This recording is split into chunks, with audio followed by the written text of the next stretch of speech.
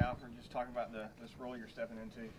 I'm very excited about it. I mean, I've been ready. I'm ready every week in case somebody does go down as DJ did, but it's unfortunate. I hope to get better, and I'm gonna go out and do my best. How ready are you on the sideline? They warmed up, just ready to go at any point mentally? Yeah, you have to be. You never know what's gonna happen. One play, anybody can go down. You have to be ready to step up and go out and execute just like anybody else would. How would you say you did Saturday? I think I did all right. Could have done better. I mean, it was tough that we lost, but I mean, it's just you just have to be into the game the whole time and watch the players you might have to go against if you do get your name called. Is it a little bit easier, you think, playing a game where you know all week you're going to be in the lineup as opposed to getting thrown in cold like you did against South Carolina?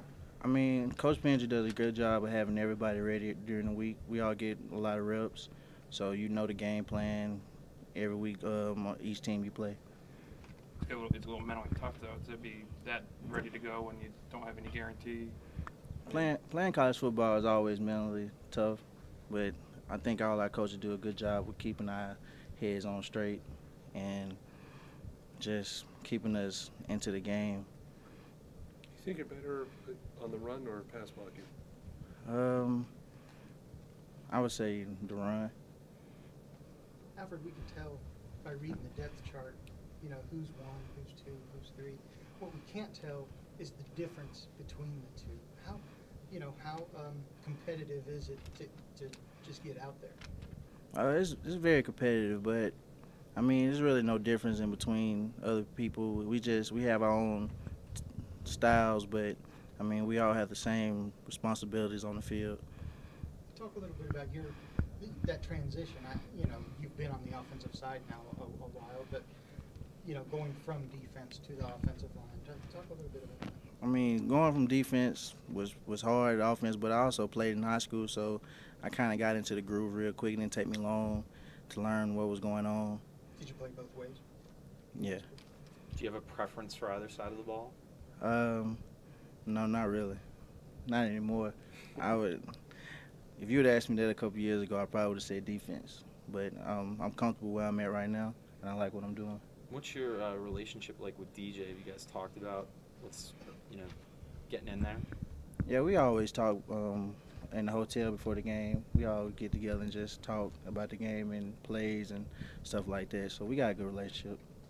Alfred, Jarrell Poe, the defensive tackle at Ole Miss, had some pretty bold things to say yesterday. He said Alabama got exposed, said that South Carolina kind of laid out a blueprint for everybody else on how to beat Alabama. Has some of that stuff made its way into y'all's locker room? No, we don't pay attention to none of that type of stuff. We just do what we're supposed to do every week. The guys that came in on Monday, Alfred, were really they were mad. You could tell, but it still hurt. That the loss still stung. What's the mood like in practice now? Everybody has a different sense of urgency ever since we took the loss against South Carolina, and it's good for us because we need more people to step up and be more vocal and execute their job on the field. When you hear something like, the Alabama mystique is gone, does that motivate you guys? I mean, what do you think when you hear something like that? Nothing really. I just feel like that if people think that we lost something in the game, I just feel that we just didn't come out to play like we should have. So we're going to try to come out more ready this week, prepare all during the week in practice. We're doing a feature on Michael Williams. I know you don't do a lot with the tight ends, but how have you seen him progress since last year? Mike Williams, he's getting good, better and better every week. I mean, he works hard every day in practice. I mean, he knows what to do on the field. I mean, he's a good guy. Talk a little bit about your transition, like I said, from defense to offense. What's the biggest change you had to make? I would say just learning offense. That was the biggest thing for me. Did your experience maybe help in that transition? You know what you wouldn't want to face, I guess. No, not really. So you came in at left tackle against Penn State, I think it was, and you're right. I mean, how different is it, and how transfer? Both? It's really not no difference because I do it in practice, and it's just like it's just the same thing. You have the same calls. You just gotta get in different stance. What do you see from Ole Miss's defensive ends? They're good. They speed guys. You gotta be ready to run about the quarterback, and they can go to power.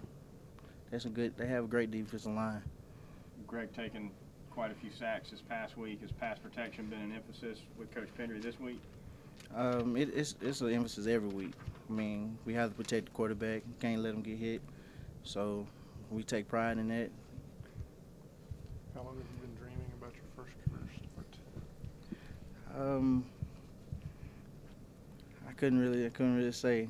It's always in the back of my head that I want to start, and the opportunities came. And I'm gonna try to take the best of it. How does that dream go when you have it? I don't know. We'll see.